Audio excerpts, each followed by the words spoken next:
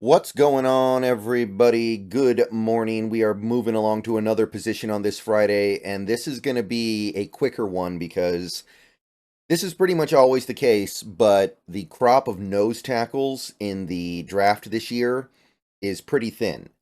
It's kind of a dying position anyway, and this draft class is no exception. So we're not going to have too many names to get through here. There are only a few guys that I would consider even potential real NFL nose tackles in this draft. And at this point, I don't know if the Seahawks really need a big focus here.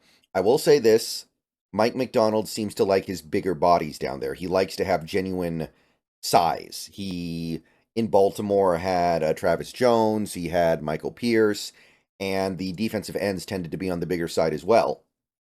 So he does seem to like the bigger guys down there. But we have Jonathan Hankins on a 1 year deal. We still have Cam Young, who played okay last year, and Jaron Reed, who is undersized for a nose tackle, but he did play fairly well last year. So I don't know how we could fit another nose tackle in just on basic principle. I don't think we're going to cut any of those guys right now. Maybe you could say that, oh, well, Hankins will be gone and Reed will be gone next year, but in the meantime, are you really going to carry four nose tackles? That's a little bit weird. So, may not be practical to add a nose tackle right now. May not be practical to address this position, but that doesn't mean they can't make it work. That doesn't mean they will ignore the position if they see an opportunity to add somebody that they really want. So, let's take a look at some of the options here, understanding that this is probably not an area of the draft we're going to touch. I think that's fair. So, nose tackle. And again, we are looking at things through the lens of the zero tech primarily because that's what we have. That's what we need. We need zero techs. We're running this 3-4 defense with McDonald. He's going to want a zero tech. One techs, there is some ability to transfer over from one role to the other role, but it's not always going to be smooth. So keep in mind.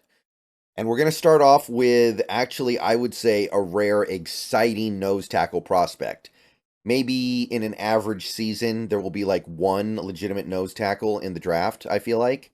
Every year there's one guy who's like, yeah, that's a true blue NFL level nose tackle. But this year, it's actually somebody who's even more exciting than that, I think.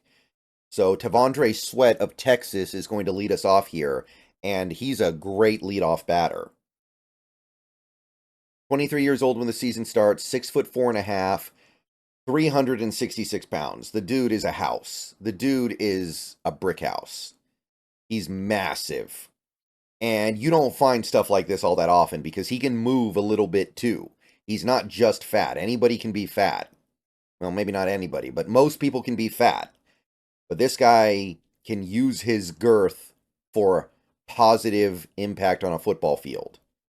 33 and a quarter inch arms, 10 and an eighth inch hands. The testing numbers were bad, but they were fine for somebody his size, right? Like, you're not going to run a fast 40 at 366. You're just not.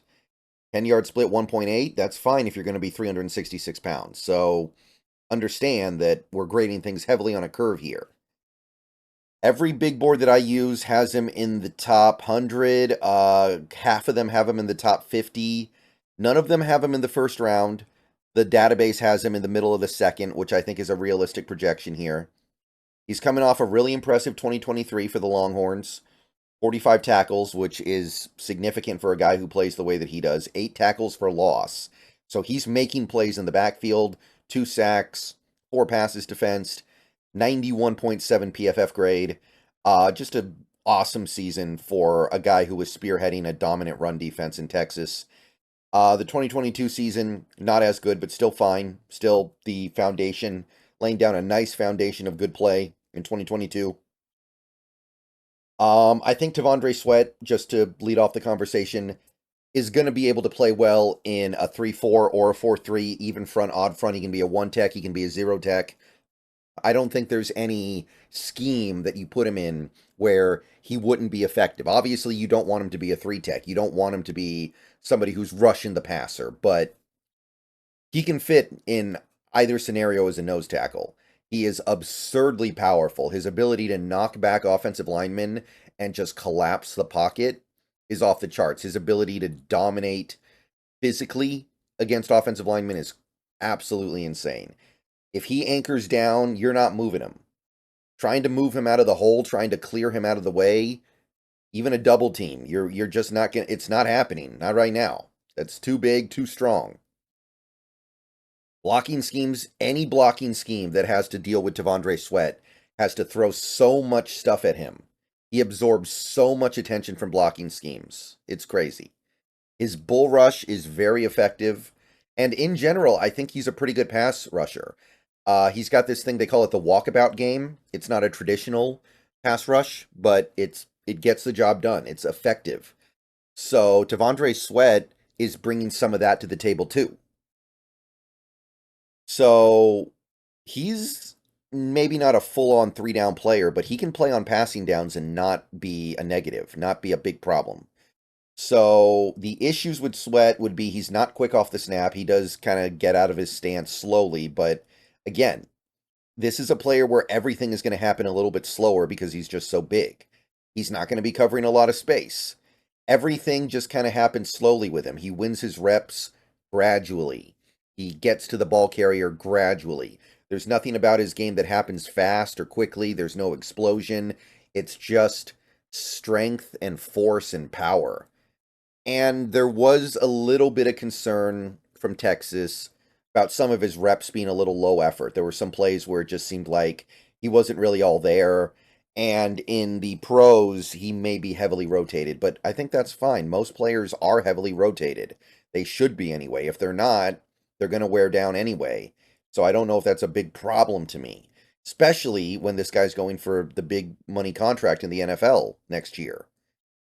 So even the problems, I don't really think are that big a problem. Like, if you think you're going to get some super explosive player with T'Vondre Sweat, you're doing it wrong. That's on you. So I can't even really get upset at him for any of that.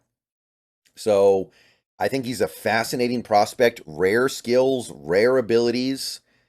The fact that he can rush the passer a little bit, like he routinely was getting QB pressure at Texas last year, he's more valuable than we thought. Like, this is better than a Mozzie Smith, right?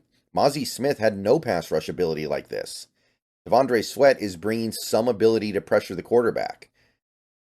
And it's not often you have a chance to get a guy like this, a guy who's, almost 370, who can actually play football. You don't have opportunities to get this guy every year. So if you see him and you want him and you feel like you can use him, like that's something that you want, because I understand some defenses are not going to want a guy like this. They're going to want more mobile, agile linemen. But if you have the opportunity to draft T'Vondre Sweat and you feel like you need him, don't wait till next year, because next year there may not be a T'Vondre Sweat. So I would say pick him up as soon as the second round starts, and I'm not going to be unhappy about it. I'm not going to go first round. I don't think there's first round value here. He's not Jordan Davis. He's not Jalen Carter. He doesn't offer that kind of potential. But there is a very valuable player in here somewhere. And the way Texas played against the run last year alone should convince you of this guy's value. So pick 33. If the Seahawks had it, I would spend it on him and feel fine about it. Okay, there is one more nose tackle who I suspect will go in the top 100 this year. Probably by the skin of his teeth. Maybe he'll just barely sneak into the top 3 rounds. But McKinley Jackson, that would be the other guy who has a realistic chance here. Texas A&M Aggies, 22 when the season starts, 6'1.5", 326 pounds, which is still quite big. Everything seems small after what we just looked at with Sweat, but Jackson's big. 33 and 7/8 inch arms, 10-inch hands, so measurables are fine. The combine performance was mostly lackluster. He had a nice little broad jump, but again, it's what you would expect from the guys like this. None of the big boards actually have him in the top 100 anymore. CBS does have him in the 3rd round, though, and he's certainly the only nose tackle who I think has a real chance of going in the top 100 other than Sweat. So if anybody can do it, it's him, basically. He's the only guy with a real chance, so we're going to put him here. Productive the last 2 years for the Aggies. Over 60 tackles, 12.5 for loss, 5 sacks, and good PFF grades. So he's been doing his thing. He was a team captain for the A&M Aggies. His leverage game is strong. He's short, and he knows how to get underneath the pad levels of his opponent. Uses his short height well. He uses his hands to slide past blockers to get to the quarterback. He's kind of constantly searching with his hands for a way through to the ball carrier. He launches into contact off the snap very quickly. He's actually more explosive than T'Vondre Sweat in that way, I think. And he's got a good amount of strength. He's going to be strong enough to hold his own in the middle. He's going to be strong enough to hold his gap and strong enough to command double teams a lot in the NFL, I think, once he rounds out. Now, he does get stuck on blockers more than you would like. He doesn't really have a shed game going. You can kind of stymie him a little bit. He doesn't occupy attention the way a true zero tech should.